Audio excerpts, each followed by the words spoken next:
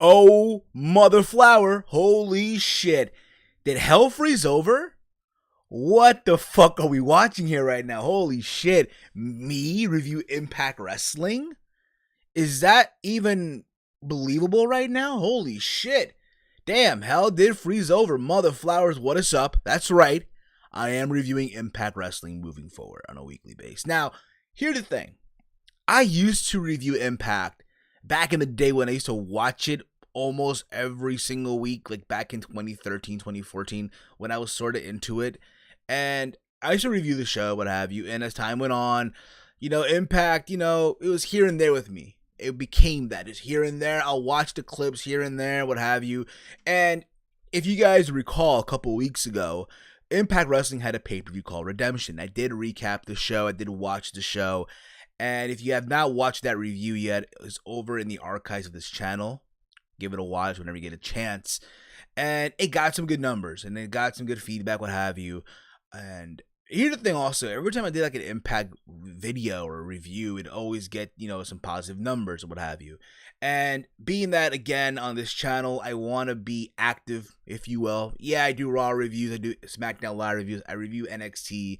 I review pay-per-views and all that fun stuff. But I want to continue, that activity on the channel. Hence why I'm going to once again recap Impact Wrestling on a weekly basis. Now, here's how it's going to work. All right.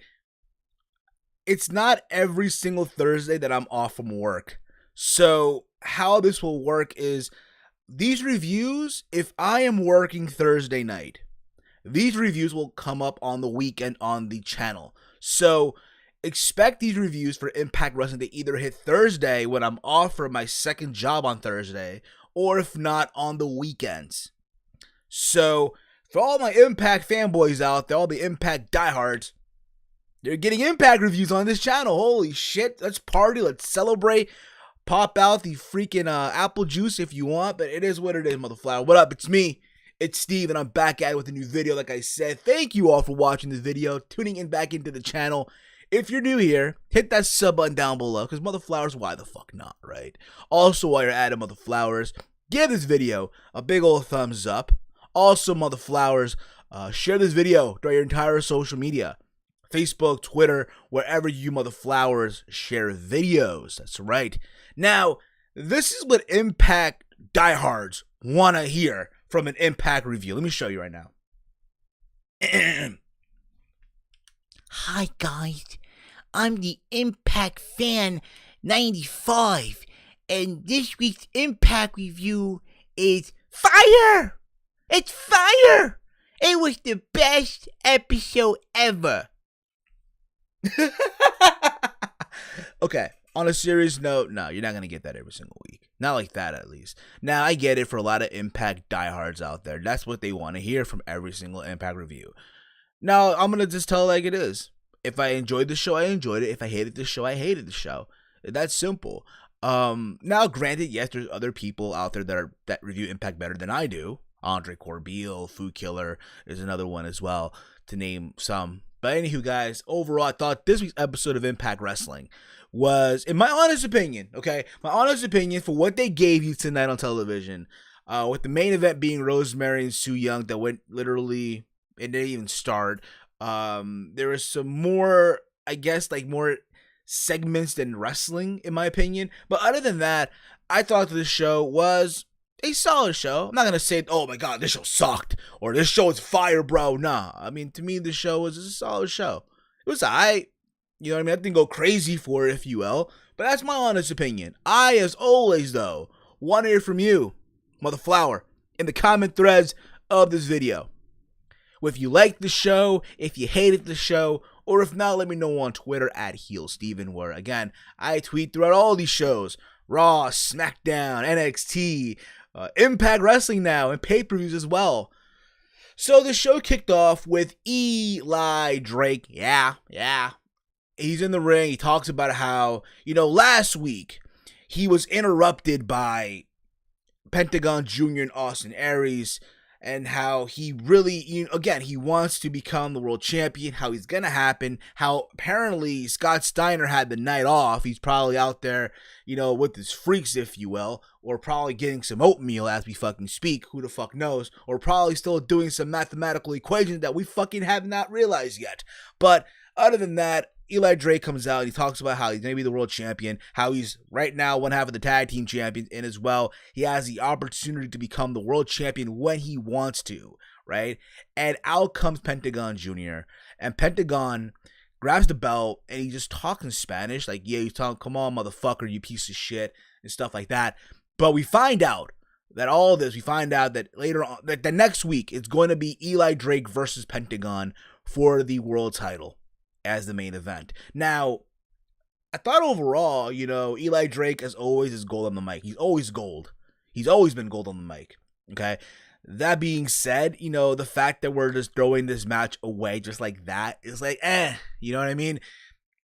Especially if it's just an Impact. Like, if one thing, in my opinion, if Impact were to still do their free previews, they still do free previews? What I mean with free previews, like, they would have an episode of Impact, and they would give it a different name for that episode. Like, they would have Destination X or Unbreakable or Final Resolution as an episode of Impact. You guys remember that back in the day, they used to do that. Or maybe a Hardcore Justice or some shit like that. That would save it for that kind of an episode. I understand some of versions in July, but if it was up to me, I would save Eli Drake and Pentagon for that type of particular episode of Impact. But other than that, we're getting that match next week. We then get a promo backstage where Mackenzie Mitchell, who's beautiful as all hell, interviewed Kara Hogan, as apparently the match for tonight as well was Kara Hogan versus Taya Valkyrie, beginning a rematch from Redemption. And Kara Hogan talked about how, the pay-per-view last time was Redemption and she lost, and now there's her opportunity at Redemption against Taya Valkyrie. And all of this, she gets interrupted by Tessa Blanchard. And Tessa's pretty much saying that, oh, hey, maybe, last Sunday, the pay-per-view that happened at Redemption should have been your only time on television. That obviously Tessa Blanchard is the diamond, what matters, she's the best and stuff like that. I feel like Tessa Blanchard's like words, if you will, just as, yeah, she's beautiful as all hell as well, but I feel like it's just the same repetitive stuff. I'm the best. I'm the diamond, and I'm the diamond here that matters. I shine. I'm this and that. It's like the same stuff over and over and over again. And then Kira says, "Yeah, you're right. You are better than me at sitting down and watching other people perform in the ring, and just like you'll do tonight." We also, from this, we then get another video segment, I guess, backstage with Austin Aries, who bumps into, of all people, Joseph Park, who, remember him, right? He's Abyss's lawyer, or Abyss's brother, who's also a lawyer, but it's also Abyss, okay? It's fucking Joseph Park, his alter ego, if you will. And he's also joined by Grado. So literally, he bumps into Grado and Joseph Park, and he also claims, hey, even though he's not the world champion right now, he's still the grand champion. So because of that, he is still the man here. He still runs the locker room and shit like that. And here's what really got to me as well, okay? And I know, again, because even though I haven't really watched Impact like consistently before, what have you, I've watched the pay-per-views here and there. And I do remember watching Bound for Glory this past year, right? Where it was Grado versus Abyss. Well, it's supposed to be Joseph Park. And at the time, the build was, hey, Grado is going to get deported. He needs to get married to an American, right? And Joseph Park was helping him the whole time, trying to get him married with someone from the Knockouts division. It went from Rosemary, I believe, to Laurel Van Ness, and they had that build up with Congo Kong. And all that led to Joseph Park turning on Grado and having, at Bound for Glory, Abyss versus Grado, where if Grado lost, he'd get deported, never to be seen in America again. Right? And he lost that match because Rosemary got involved, right? Even though that was like a match. But what the fuck is Grado back doing in America? Like, did he get his papers again? Did he become a citizen? Did he, I don't know, did he marry an American girl from the Knockouts division? Did he marry freaking, I don't know, somebody that I don't fucking know about? Like, I hate that notion where, again, sometimes WWE will do this as well. They're trying to insult your intelligence here. It's so like, and we forgot that already? That, Gray was deported and he lost and he's no longer allowed to be in America? That's what I thought this whole time. But all of that, and Gray was eating jelly beans, and Austin Aries offered him a banana and then walked away. Whatever. From here we get OVE versus KM and Falaba. The match was an okay match. I'm like, why, all of a sudden, is KM a babyface? All of a sudden? I mean, again, I haven't watched Impact on a base like I used to, but from here and there I would watch. And nonetheless, listen, I'm happy for guys like KM and Falaba. I've watched them wrestle here in Jersey at WrestlePro. And for them to be on a platform like Impact Wrestling, I'm happy for them. I think it's awesome. And overall, the match was an okay match. Nothing to go crazy for. But apparently, the story here is KM is trying to change Falaba and make him a better person, if you will. And the match, for what it seemed like it was going to go in their way, but there was a miscommunication where I guess KM was going to go into the corner and attack both members of OVE, Dave Chris and Jay Chris. I apologize if I botched the names or whatever, but he ended up attacking Falaba. And because of that, they ended up losing the match. And at the end of this whole thing, you literally see KM yelling at Falaba and then apologizing to them. They walk away. They shake hands and they walk away. You know what? The writing's on the wall. I get the feeling somewhere down the road, our good old buddy KM is going to turn on Falaba. I'm just saying. We then get a backstage promo with Moose, who's being interviewed by none other than Mackenzie Mitchell. And Moose talks about he plans to get the world title real soon from Pentagon Jr. He's Mr. Impact Wrestling, if you will. It gets interrupted by Jimmy Jacobs, who is laughing at him like, the last person to say that was Johnny Impact, and look how he ended up. And then Moose grabs Jimmy Jacobs like, I'm not Johnny Impact. I'm Moose. And then Jacobs like, you know what? Then in that case, why don't you face my monster, Congo Kong? And then Moose goes like, yeah, go bring your monster. I'm going to beat his fat ass up. So next week, we're going to get Congo Kong versus Moose. The battle of the big men. Cool. All right. I'm all for it. Why the hell not? From here, we get Taya Valkyrie versus Kiera Hogan. The match ends, from what it looks like, a no contest. Because there was a moment where Kiera Hogan got some momentum. And then out came Tessa Blanchard. She makes her walk to through the entrance area, and she attacks. Well, apparently, no, I take that back. Kiera Hogan comes out of the ring, and she goes after Tessa Blanchard. They start going for blow here. You need to think about it. Normally, when that happens, it's a disqualification, right? The referee was supposed to call for the bell, what have you, and that never happened. They never called for the bell. It just kept going. Right? And they're in the ring, and all this leads to Tessa Blanchard hitting the Hammerlock DDT on Kiera Hogan and laying her out. So, from what it looks like, Kiera Hogan won by disqualification, but at the same time, was it no contest? The referee never ran for the bell. But nonetheless, you know what? I like the fact that, hey, Tessa Blanchard shows up, she hits a move, lays her out. Because I'll be real about it, I think Kiera Hogan is someone that, again, from what I've seen, she's all right. I'm not going to say, she's amazing or she's fired. Nah, but I think in time, she can improve, in my honest opinion. But again, Team Tessa Blanchard in the Knockouts division, why the hell not? I'm happy for her. And let's see where she goes from here. Knockouts Championship by the next set of tapings. Imagine that, right?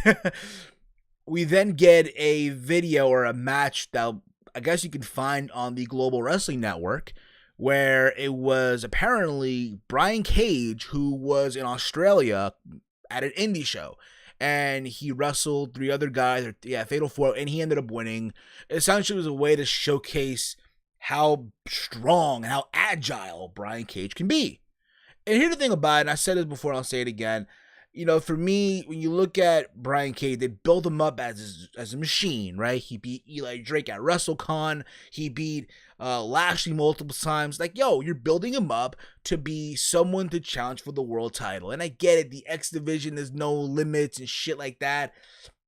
But at the same time, I said it before, I'll say it again. I don't want to see this guy challenge for the X Division title.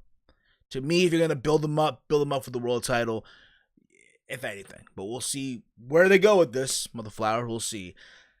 We then get a 6-person Lucha Libre style 6-person tag. It was DJZ, Desmond Xavier, and Andrew Everett versus El Hijo de Fantasma, Aerostar, and Drago. This was literally a spot fest match. Everyone did their usual flips and dives, got a good reaction. People going crazy for this. And I'm going to say this right now.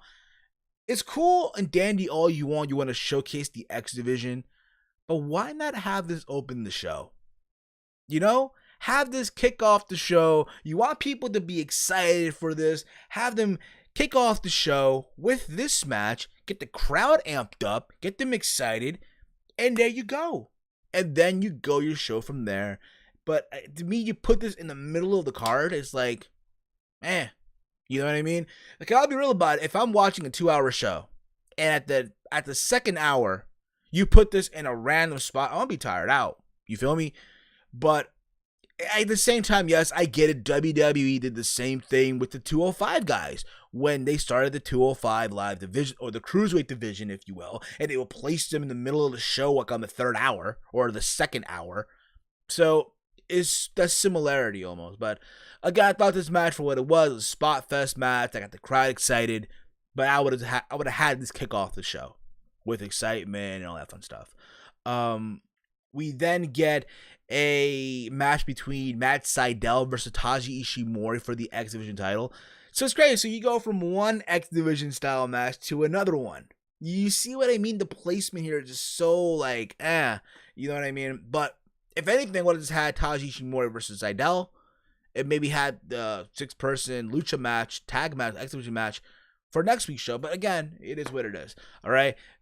Sydal and Ishimori had, in my opinion, a very, very good, solid match. It didn't go long either. It ended up, obviously, with Matt Sydal getting the win. He literally beat Ishimori the same way he beat P.D. Williams with that. It looked like a flipped inverted pile driver. I could be wrong on that, whatever. But you kind of get the gist. I'm surprised he didn't win with the Airborne or his version of the Shooting Star Press. I feel like at the same time, if Matt Sydal is a heel now, right? You gotta give him a heel move, and what he's doing now, it looks like a heel move. So why the hell not? You know, to me, the Shooting Star Press in this case, now that he's sort of a heel, should be used for that like special moment of like, hey, he needs to hit this move to get the win, if you will. It's like his back against the wall, and he has to do something, or else he'll fucking lose. We then get a video. First, it was in the middle of the show of Eddie Edwards, I guess, checking up his phone, and Tommy Dreamer picks him up. Apparently, as you all recall last week on Impact, Eddie Edwards attacked Sami Callihan at the hospital, right? Sami Callihan was at the hospital, at the same place where Eddie's wife was at, and Sami's all fucking banged up for what happened at Redemption. And because of the attack that Eddie did to Sami Callihan at the hospital, Eddie Edwards got arrested, and Tommy Dreamer bailed him out. So you see Tommy telling Eddie to get in the car. He was trying to explain, and then they show where they're like both, I guess, in some couch, whatever. And literally, Tommy said, "Listen, I had to bail you out of jail. What the fuck's wrong with you? You know, you already beat Sami Callihan at Redemption. You need to stop and move on, right?" And he went on to remind Eddie Edwards about the time where Tommy was feuding with Raven, and how Tommy Dreamer was obsessed with beating up Raven back in ECW, and he would go to the bitter end just to beat Raven, and he wants Eddie to learn from Tommy's mistake. And also, you know, you had Tommy referencing Dusty Rhodes and Terry Funk as mentors, if you will. And then Eddie goes and say, "Hey, listen, I appreciate what you've done. I respect what you've done, but I'm a grown man. You're not my father. I don't need you to give me, you know, advice and shit like that." And then he just walks away. Whatever. I'll be honest, I would not be surprised if Tommy Dreamer turns on Eddie Edwards down the road. Because you know for a fact they're going to do another match. They're going to do another Sami Callihan versus Eddie Edwards match. They're going to do it again. Maybe it'll be a fucking a death match. I forgot what they call it. A Monsters Ball, man. I go, Monsters Ball, or a last person standing, some shit like that, where I get the feeling Tommy Dreamer will indeed turn on Eddie Edwards. I could be wrong on that. I could be wrong. But we'll see where that goes. We then get Allie backstage with Rosemary. As you all know, the main event tonight was Rosemary versus Su Yung. And Allie was backstage telling Rosemary that, hey, if she needs her help, she's there. She'll be there ringside for her. And Rosemary told her to not. No, look here, bunny. We don't want you back. We don't want you at ringside. We want you to stay here. Do it for us. Stay in the back. And Allie was like not wanting to do it. She seemed like, she wanted to help out so badly, But at the end of the day, she's like, if that's what you want, fine. Right? And then Rosemary goes, now we want what needs to happen, and walks away. We then get the match, Su Yung versus Rosemary. And I'll be honest, when I heard about this, I'm like, couldn't they wait for, like, again, a pay-per-view, or if not, for those special Impact episodes, like a Hardcore Justice, or a Turning Point, or a Final Resolution? Holy crap, I am amazed that I'm able to remember 3 old TNA pay-per-views. Holy shit. Something like that, though. You kind of get what I'm going with that. But the match never even started because they were fighting outside the ring, and Su Yung hit Rosemary with the panic attack, with the panic switch, literally outside the ring. And Rosemary was out, and Su Yung summoned her undeadly bride. They play the horror music. I thought that was pretty cool, very, very badass. They bring out a casket. It's literally all women, all in makeup, all literally dressed up as Su Yung, just with bride gowns, right?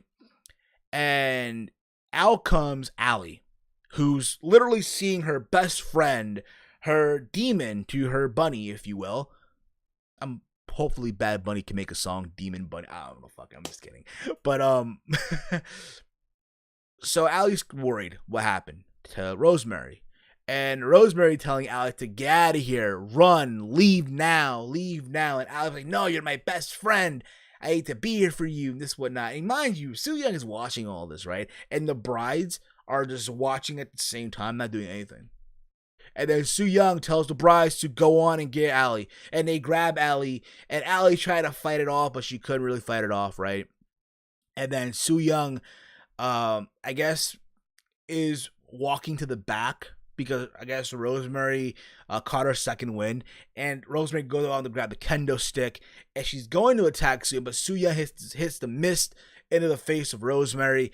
And then hits the panic switch off the stage onto a table. Josh Matthews and Don Callis made this seem like a fucking $1 million. At the same time, though, I thought that was pretty cool. It made it really seem like, oh my gosh, they literally jumped off a high, part of the stage, even though it kind of similar to like the WWE stage. But I feel like they made it seem like, oh my god, they got air from that shit. But that's what happened. And then Su Yung dragged Rosemary, right? Or she got the undeadly brides, whatever the fuck it was. They dragged Rosemary and they placed her in the casket. And that's how they closed the show. Again, I thought that whole segment with the undeadly brides and the casket, it was pretty cool, very badass. Also, and I mentioned earlier in the review, LAX was wondering where's Conan at, what have you, and where's Homicide, and how they're going to get revenge on everybody. But back to this whole Su Yung and Rosemary thing, though. Again, I'm happy that this happened because, again, you don't want to blow this match off on an episode of Impact. If you're going to do this match, you do it on a pay-per-view, or like I said earlier, in those special Impact-themed shows. Maybe a Hardcore Justice, maybe a Unbreakable or Turning Point. I don't fucking know, but we'll see. But overall, I thought Impact this week was a very, very solid show. Nothing like, oh my god, go crazy for a shit like that. But I thought, again, it was a solid show. It was watchable. And I'm looking forward to next week. I believe next week, we're getting Pentagon versus Eli Drake next week. And as well as Congo Kong versus Moose. And from what it looks like, we'll probably get more continuation of the Tommy Dreamer, Eddie Edwards, Sami Callihan story. And as well the update, I guess, on Rosemary after this week. Guys, if you're new to this channel, hit that sub button down below. Give this video a big old thumbs up and share this video to our entire social medias. Follow me on Twitter at HeelSteven, where I tweet throughout Raw, SmackDown Live, NXT, now Impact Wrestling, motherflowers, and pay-per-views and all that fun stuff. I will be dropping my backlash predictions video by tomorrow. It'll probably hit your sub boxes by tomorrow morning, tomorrow afternoon. So make sure, again, you're subbed to this channel. Hit that sub button down below and all that fun stuff. That's it for me, guys. It's me, it's Steve, and I'm out like Janet's titties. We out, motherflowers. God dang, yo, those undeadly brides, yo. They crazy. They crazy, motherflowers. I'm telling you, bruh. They crazy. And I'm amazed I was able to name some old TNA pay-per-views. Holy shit. It's been a while. It's been a while, motherflowers.